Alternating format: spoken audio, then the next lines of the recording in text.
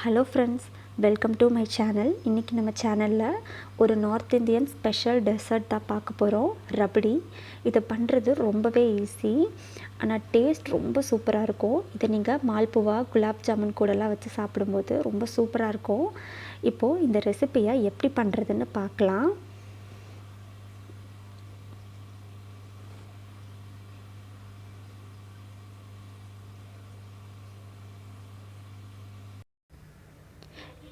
இப்போது இந்த ரெசிபி பண்ணுறதுக்கு தேவையான இன்க்ரீடியன்ட்ஸ் என்னென்னு பார்க்கலாம். 2 லிட்டர் அளவுக்கு ஃபுல் க்ரீம் மில்க், அரை கப் அளவுக்கு condensed milk, mixed nuts 1/2 cup அளவுக்கு, கொஞ்சமாக ஏலக்காய் தூள், ஒரு பிஞ்ச் அளவுக்கு குங்குமப்பூ. இப்போது இது எப்படி பண்ணுறதுன்னு பார்க்கலாம். அதுக்கு ஒரு அடிகனமான பாத்திரத்தில் நம்ம எடுத்து வச்சுருக்க பாலை சேர்த்துக்கலாம்.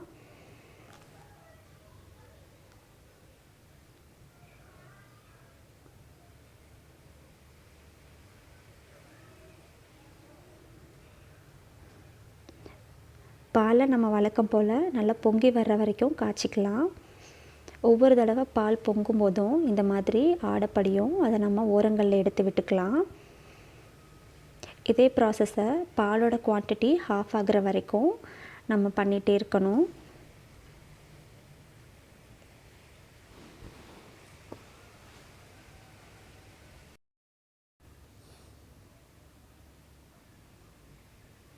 இப்போ பார்த்திங்கன்னா தெரியும், பாலோட அளவு குறைஞ்சிட்டே வருது.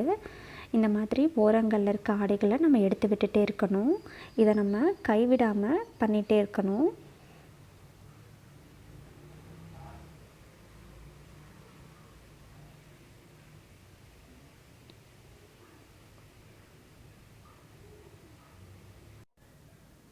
அடுத்து இதில் அரை டீஸ்பூன் அளவுக்கு ஏலக்காய் தூள், அப்புறமா ஒரு பிஞ்ச் அளவுக்கு குங்குமப்பூ சேர்த்துக்கலாம்.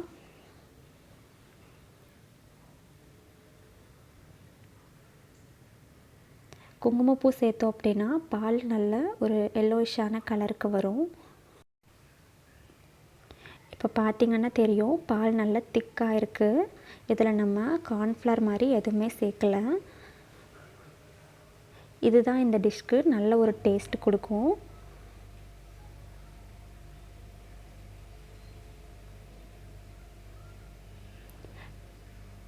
இப்போ இதில் நம்ம எடுத்து வச்சுருக்க கண்டென்ஸ்டு மில்கை சேர்த்துக்கலாம்.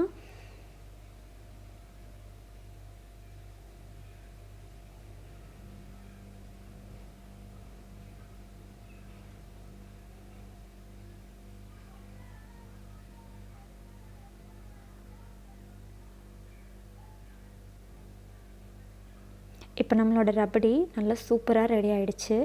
இது கூட நம்ம எடுத்து வச்சுருக்க நட்ஸை சேர்த்துக்கலாம்.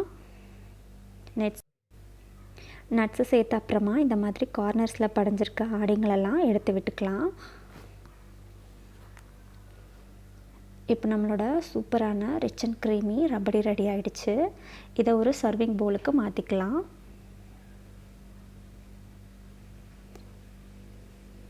பாருங்கள் எவ்வளோ கெட்டியாக திக்காக வந்திருக்குன்னு.